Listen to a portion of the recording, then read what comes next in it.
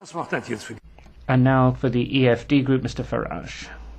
Well, for the first time this year, we have not just Mr. Barroso, but President Van Rompuy has come to the chamber as well. And yet, look around you.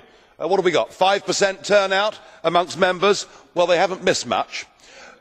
Just the usual drivel about the fight against youth unemployment. Well, with 62% youth unemployment in Greece, and with Spain not far behind, it's perhaps about time we were honest and admitted we're causing it ourselves.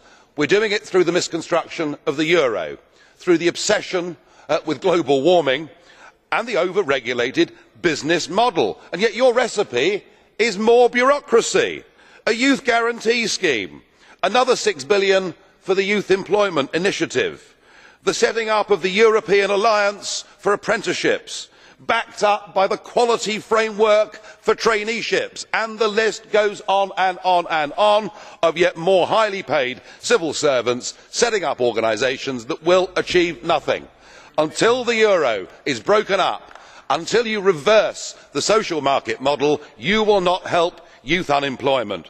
However, I must concede you have had one great victory. A couple of years ago, Mr. Barroso said that the European Union was an empire, and your empire has just expanded.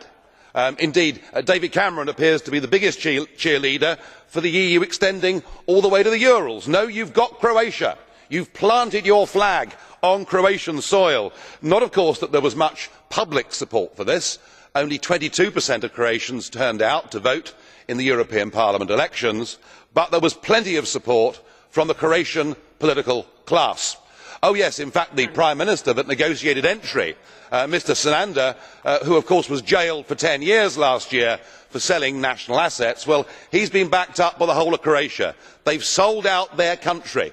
They have done it for personal gain. They have done it to be on a bigger stage. And a country that has fought for 800 years to be independent, after 20 years has given it away to these guys in front of us today.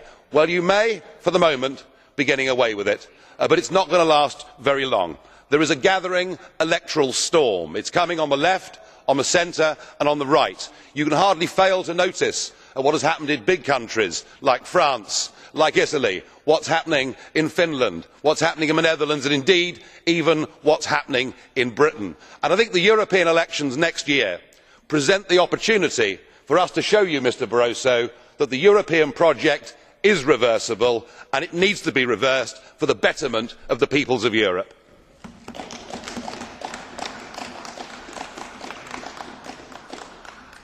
There's a question. Mr. Daul has a question for you, Mr. Farage. On Croatia, Mr. Farage, they've had a referendum, and they've freely, by referendum, voted to accede to the European Union. We need to respect democracy and referendums. Don't you agree? Secondly, are you paid by European money or by UK money as an MEP? Sure, in the Isle of Man. Well, there was a referendum in theory. You will notice that less than 50% of people turned out to vote. You will notice that millions of euros from the European institutions were poured for many years into Croatia. You will notice there was something called pre-accession aid, we could call it bribery if you like, that was poured into Croatia, and there was a prize. We offered a prize for the first Eurosceptic article to appear in a Croatian newspaper, and in the 3 years leading up to the referendum we did not have to give away any money. And that is the point. It is a one-sided political debate, and it is all about the power of Brussels and the greed and vanity of politicians in member states. And yes, I am paid by the European Parliament, because what I am doing, just as the Scottish National Party do, just as the Irish nationalists in the 19th century did, is we are using this money to expose the waste, the fraud, the extent to which our countries are now governed by these chambers. And the sooner I get the opportunity, sir, to be the turkey that votes for Christmas, I will do so.